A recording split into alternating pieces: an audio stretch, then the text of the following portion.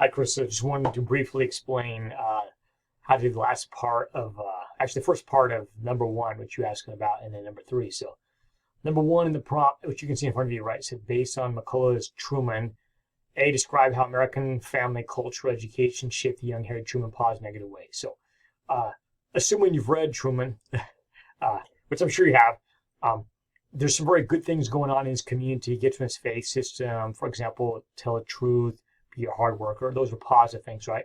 But he also gets negative things. For example, he grows up in a very racist environment.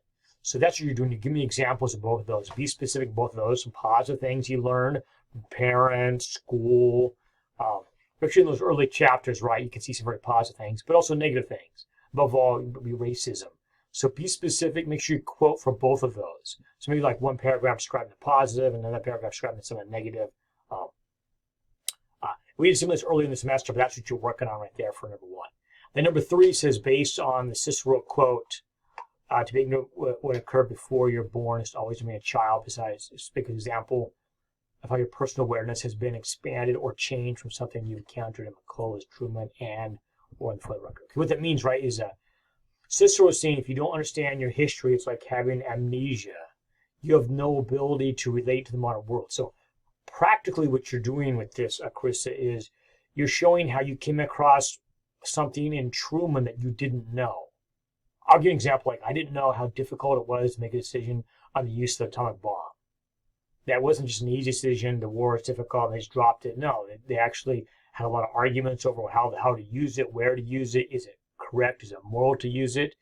That'd be an example. So give me a good example, maybe two of them, of something you read in Truman. You're like, I didn't know that. Now understand this part of American history better. And you could also choose something from For the Record. My suggestion is do one thing from Truman, something new you didn't know. Be like, now I understand a little more about how life works, how society works, how nations work. And give me an example of that, maybe in one paragraph. In the second paragraph, do something from For the Record. It could be anything. It could be and a sad variety could be like how the Ku Klux Klan acted in the South. You know, how they targeted that mother that started the semester about that mother who was attacked because looking for a husband. Eventually, they murdered her husband.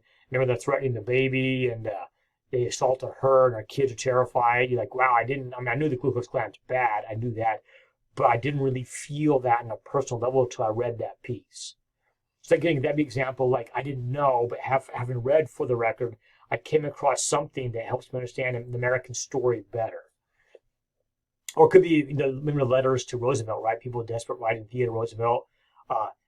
Not Theodore, I'm sorry, FDR and Eleanor Roosevelt saying, please help me. My family doesn't have any money. It's really difficult. Please help me. How personal that'd be during the Great Depression. You say, wow, that made depression come alive for me in a way I hadn't before. Of course, I know it's bad. Great Depression sounds bad.